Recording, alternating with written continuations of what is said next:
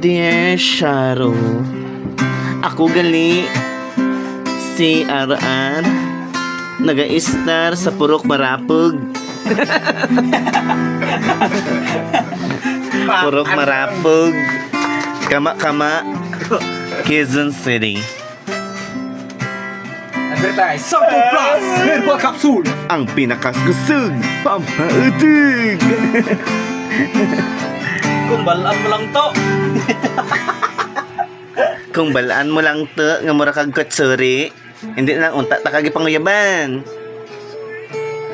Do kama man tsura. Ay, okay, magbalag ako, balak. Sige.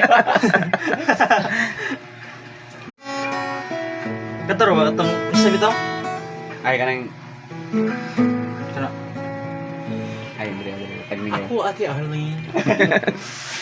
Dear Auntie Charo, mula sa tanan, Usa ako, laki na nagdesisyon na magbayo.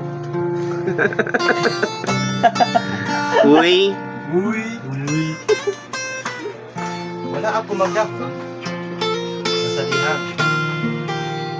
Kung balaan mo lang ginto, sa Ako amo nagsugod og ang katong manok ka pamatay sa ido.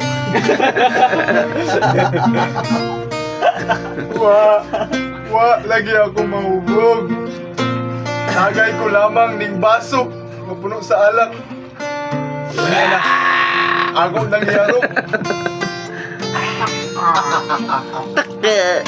Wa, lagi ako mahubog.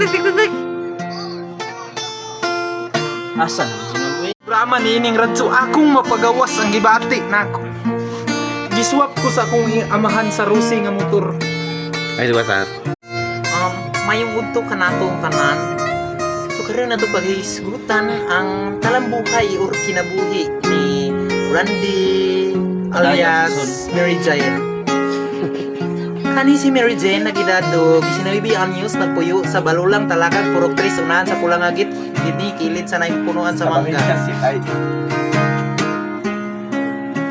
Siya bata pa lamang na narbaho siya sa usa ka syudad. Apa nakaagalon kining pungkol nga nay pagkabungol. Ang iyang agalon gibunalan siya og luwag. Kay maskin kini paglabas iyang panty nga iyang dinog ang dili niya mabuhat. So karon na Ate Arlene nangayo siya tabang. Unsaan paglungag sa bugas nga may tubig. Yay! Stop na.